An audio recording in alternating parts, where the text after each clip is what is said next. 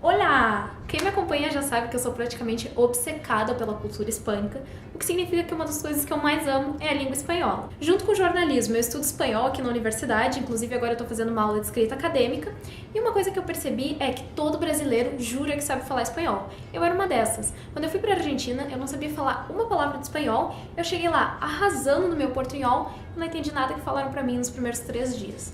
Então, assim, uma coisa que eu aprendi é me dedicar para aprender espanhol, porque pra mim, pelo menos, é uma língua belíssima e como a gente já fala português, tem a vantagem de ser uma língua muito fácil de aprender. Então, assim, antes de vir pra cá, continuar estudando espanhol, eu comecei a estudar sozinha em casa e consegui atingir um nível até bom. Então, por isso que eu vou passar as minhas dicas pra vocês, para que todo mundo saia daqui sem falar aquele famoso portunhol e realmente o espanhol de verdade.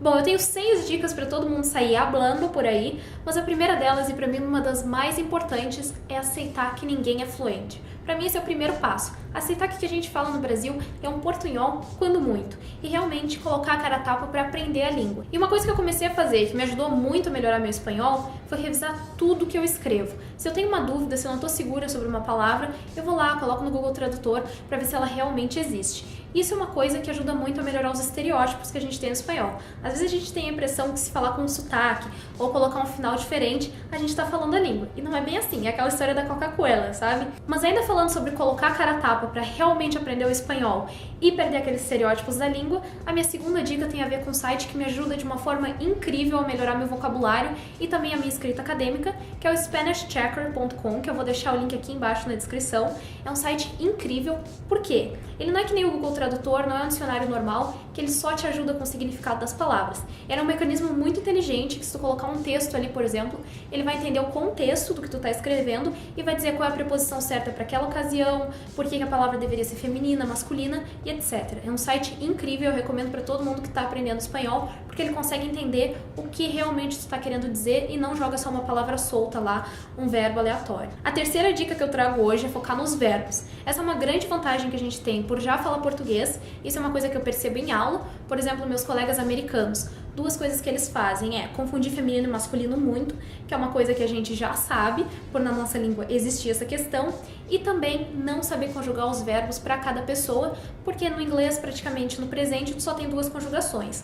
Então ajuda muito no português a gente ter várias conjugações, o que é bem semelhante no espanhol. E aí é que entra a questão de fugir do portunhol, porque por mais que a gente tenha a mesma estrutura de conjugação no português, as terminologias são sempre diferentes. Então é bom decorar isso para cada pessoa. E outra coisa importante na hora de aprender conjugação é decidir qual segunda pessoa tu vai usar. Porque no espanhol a gente tem o usted, tem o tu, tem o vos. Então é importante decidir qual tu vai usar para aprender as terminologias de cada uma que são diferentes. E outra coisa interessante, depois que já aprendeu as terminações para presente, passado e futuro, é aprender as exceções da língua. Porque, por exemplo, no português a gente fala assim, quando eu tiver dinheiro, eu vou à praia. Já no espanhol a gente fala, quando eu tenho plata. Então, por mais que as palavras nesse caso sejam semelhantes, num tu usa futuro e no outro tu usa presente. Então é importante ver essas exceções para poder falar direitinho o espanhol. Não que isso seja um problema grande, porque as pessoas ainda vão te entender. Então isso é uma coisa assim, quando já está começando a aprender o espanhol avançado. A quarta coisa a se focar no espanhol, que é importante na minha opinião, é treinar os sons que não existem na língua portuguesa.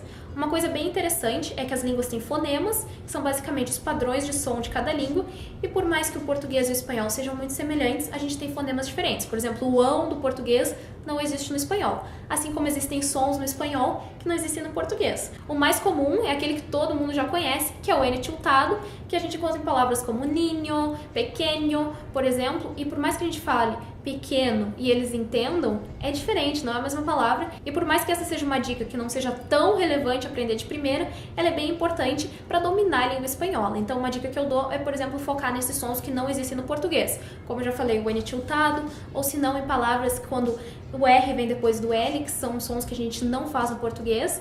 Por exemplo, a gente falaria ao redor em português. O L sairia com som de O. Já no espanhol, a gente fala alrededor, é um som que nem eu sei fazer, por mais que eu esteja estudando espanhol há muito tempo. Então, assim, esse é um som que é interessante treinar. E antes de a gente passar para a próxima dica, uma coisa importante falar é que como o espanhol é falado em tantos países diferentes, às vezes a pronúncia em um lugar é mais semelhante com o português do que com outro, por exemplo. Um exemplo que a minha professora sempre dá é a palavra caçar, que em espanhol da Espanha se fala cazar casar, como com som de TH no inglês, e no espanhol latino-americano, principalmente na Venezuela, que é de onde ela é, a gente fala caçar, que é o mesmo de casar, de casamento. Então, assim, duas palavras têm o mesmo som. Então é muito interessante ver as diferenças entre estrutura e pronúncia de cada país, às vezes. A quinta dica para dominar o espanhol é tomar cuidado com os falsos cognatos, ou como a gente fala, falsos amigos, porque existem palavras que têm significados muito diferentes entre as duas línguas, e se a gente erra, a gente paga muito mico. Eu já fiz isso várias vezes, eu continuo fazendo às vezes, e assim, melhor a gente tentar se livrar, sabe? Mas assim, um dos exemplos mais comuns é a palavra borracha,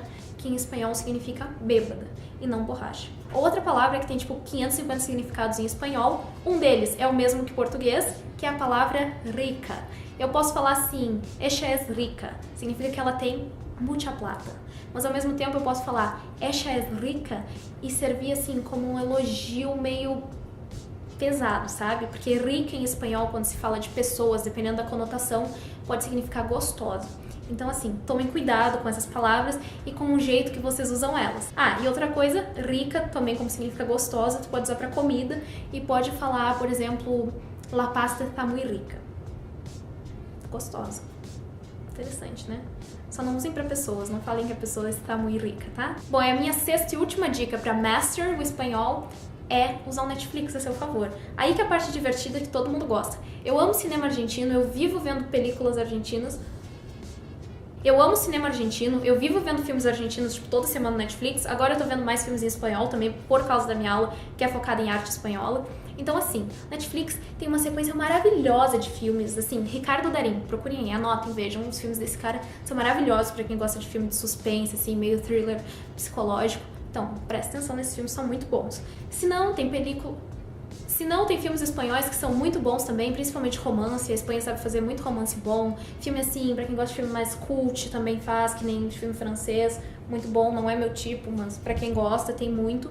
Ou se não, tem filmes que existem versões brasileiras e que são argentinos ou são espanhóis. Então é muito engraçado ver a versão original no Netflix também. Então procurem aí no Netflix ou onde vocês quiserem na internet, cinema hispânico, que é muito bom pra praticar jargões, sotaques, gírias. Então assim, é incrível, me ajuda bastante a treinar o ouvido na hora de aprender o espanhol. Bom, pessoal, esse é um vídeo com as minhas dicas sobre como eu tentei aprender espanhol sozinha. Pra mim, pelo menos, eu acredito que esteja funcionando. Eu consegui sobreviver no México sozinha, falando espanhol, consegui sobreviver no Panamá.